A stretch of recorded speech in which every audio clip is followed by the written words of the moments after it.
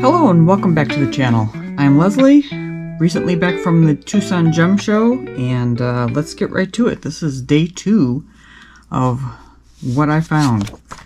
So in this book, as I showed in my last video, which I will link, this guide has every show that was in Tucson. I actually went to only 3 of the shows. I believe I saw that there were upwards of 50, 60 shows in Tucson while I was there. And on Tuesday, for my second day, I went to the Casino del Sol show, which had 3 shows going on: The Colors of Stone, To Bead True Blue, and Tucson Artisan Workshops. So I did not do any workshops, but I did go to the bead show and also got some cabochons while I was there. This is their show flyer. Lovely, lovely. So this was at Casino del Sol, which was a big casino kind of outside of, a little bit on the outskirts of Tucson, so away from all the other shows. They did have a shuttle that was running, although I didn't really get the information for that, so I just spent the day there at the casino and did not play any games because I am not a game player. So let's get right to it and see what I saw. And these are in no particular order. Once again, I did a lot of walking around the show to see what I saw first and what the lay of the land. And I did get beads, I did get cabochons, and I did get some metal while I was there. So let's start out with the cabochons that I got. This company was called Only Beads. Let me get the card out here. So Only Beads. They're from Atlanta, Georgia. And she had several tables with trays of cabochons and also some beads. And I got a whole lot of very nice things. I did get a package of drilled stones. These are Malagano Jasper, which of course is one of my favorites. Take them out. So these are drilled on the side. They do have little holes, but I'm probably going to just use them for wire wrapping. Put those there. Alright, I picked up some moonstone.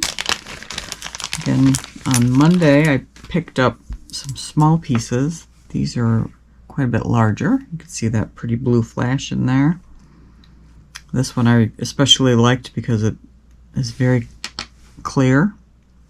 Also has a beautiful flash. And then I got a little bit smaller one. And then, of course, found some more of my favorite Petersite stones. And some of these, I'm not sure if they are Petersite, but she rang them up as Petersite. So we're going to go with what she said. So I have these very pretty. Petersite has some chatoyance in it. So when you move the stone, you see some color shift happening, especially in the blue parts of the stone. Again, it's one of my all-time favorites. I just think it's gorgeous. These are very pretty cabs. This one just has a couple of little lines in there, like a spider web. So those were all in the Petersite. This is a dendritic opal, which normally is white or black, but these were kind of this beigey color, which I really thought was very pretty. This one has a little bit of the gray in it and that kind of buff color. Oops. These, I'm actually not sure what they are. I wish I would have taken a picture. I'm probably going to have to email her and ask. But again, I loved the color on these. And I think that they're just striking for cabs. I've never seen anything like that. So once I find out, I will let y'all know. Same with this one, although I think this is some form of palm root. Again, just really pretty design on there.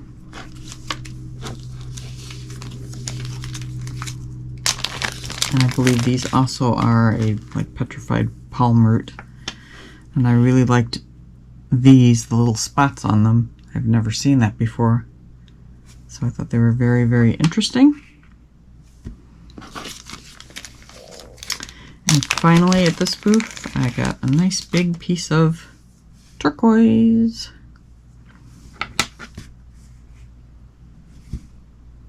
So that is it for the Only Beads booth. Let's get those out of the way.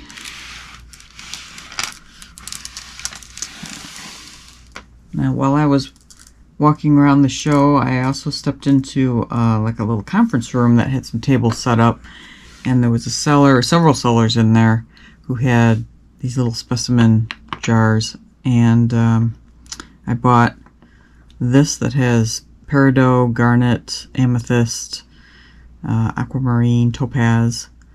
So just a box full of gems, and this particular little guy is a leopard skin jasper, which I thought was very cute. These would be really nice in rings and things for silversmithing. So I did pick up those. Unfortunately, I don't have the seller's name, but that was also on Tuesday. Okay, let's move on to some more beads. This booth was called Bead Bistro, and the seller there said she liked my purple hair. She had blue hair, so we hit it off quite well, and I found these beautiful strands in her booth, and I actually bought them because they went together so well. I loved the colors. They're very muted, but I just thought they went together really nicely. So I bought these strands of beads. So beadbistrocrafts.com is their website. And very, very pretty. Okay. I also ran into Parawire's booth. I do get some of my wrapping wire from Parawire, and I did not buy any wrapping wire while I was there, but they did have these sheets of copper. So these are thin copper sheets that are textured, and with the cost of silver doing what it's doing, I figured I'm going to pick up some copper sheet because I think it will be really pretty to use. And so I got 3 different patterns that are stamped on there, and really liked those. So those were from Parawire. Parawire.com is their web address. And then we went to the Voices of the Stones. This was in a big kind of a ballroom area, so they had quite a few beads and some cabochons. And I'll show you what I got there. This one out of the way.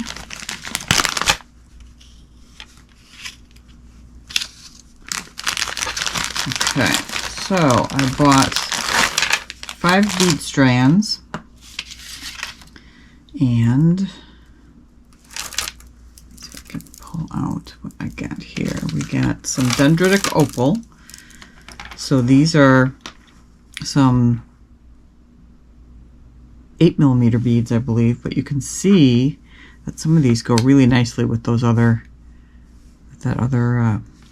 cabochons that I got at the other booth.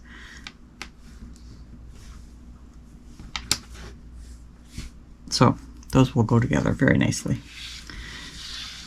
And then I got, let's see here, some little lapis hearts, which is quite appropriate since today is Valentine's Day. Although this video is not going to come out for another week or so. But we have some little blue hearts. I got a strand of kyanite. So this is little faceted blue kyanite, 4mm. We got a 6mm dumartierite. I'm not sure how to pronounce that, but it is also very, very pretty blue. That's in a 6mm. And then I bought a strand of turquoise, kind of nuggets, chunks. So I thought those were very pretty. And turquoise beads are quite expensive. So I got a really good deal on these, and very happy about that. So also at this booth, I bought 2 little cabs that I found. This little azurite, which we're going to put there. And then my second fire agate of the show, which is already kind of in cabochon form. So it, I'll put up a video, a closer up video of it, but it does have some fire in it, and it's kind of ready to wrap. So I'm very excited about that one. Okay, so that was from Voices of the Stones. Their website is voicesofthestones.com, and they're out of Woodstock, New York. Okay.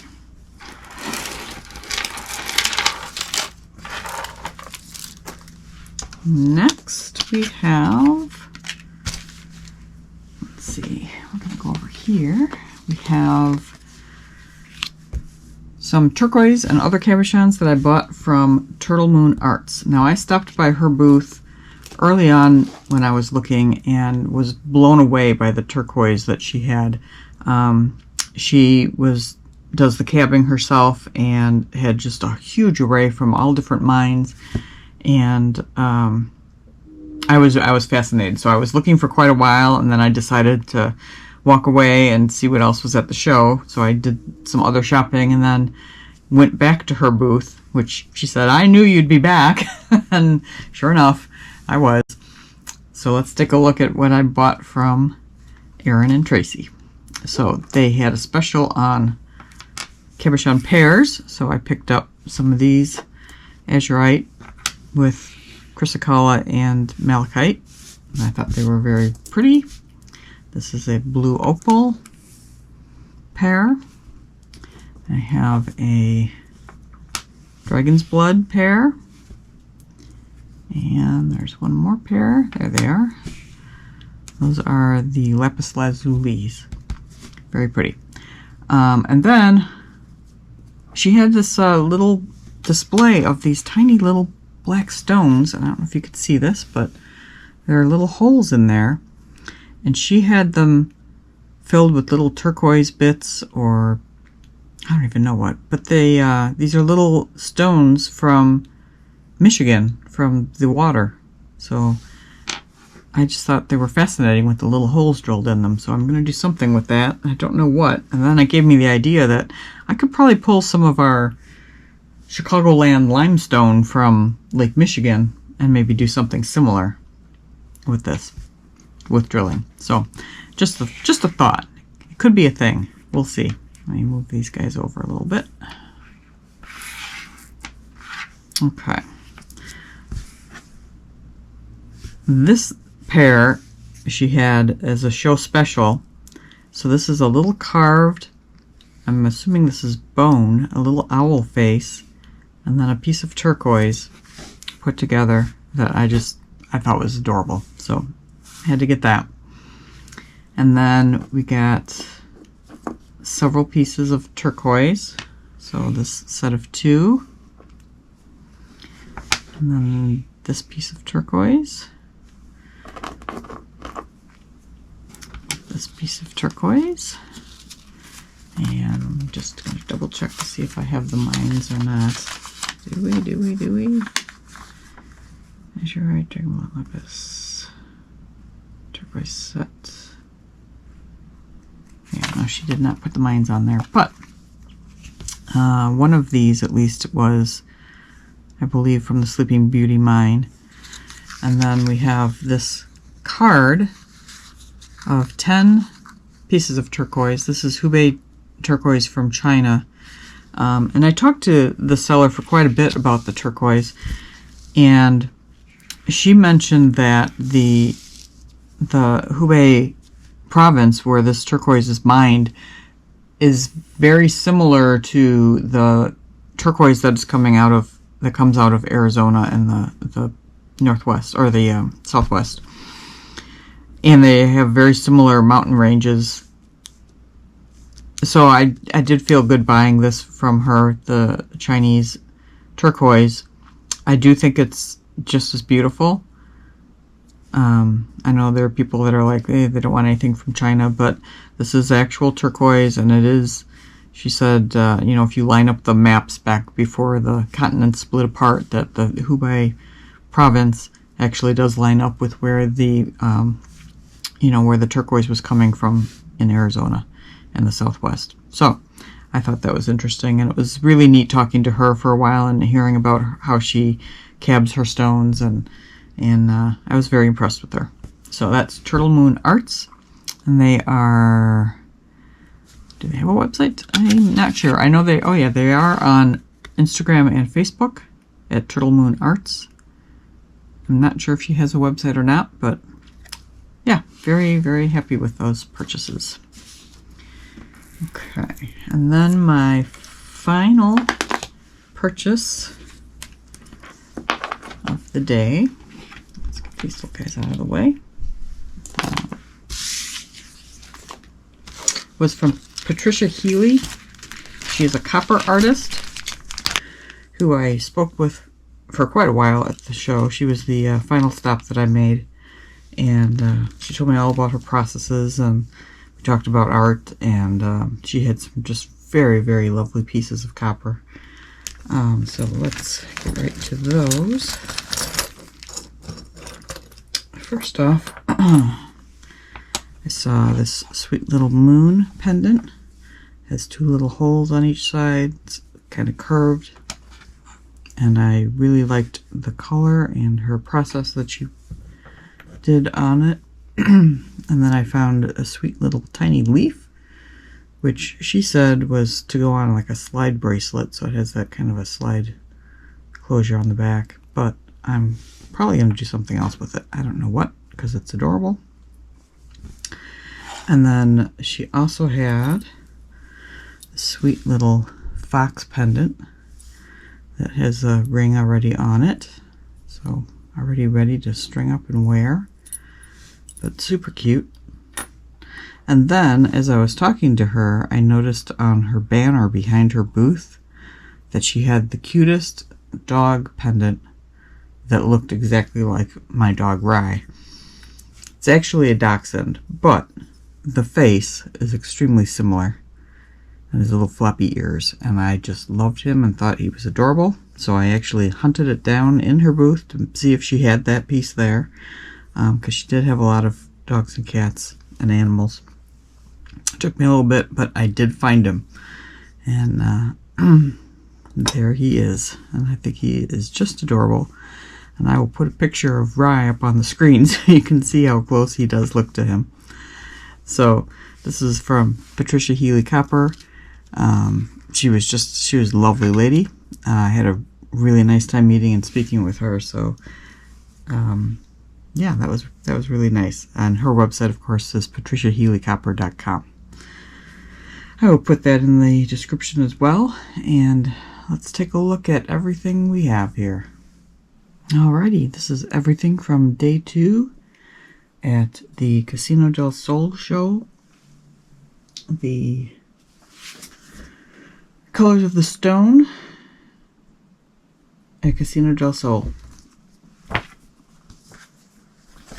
It was a really nice day. Yeah, that's it. That's the final haul. And then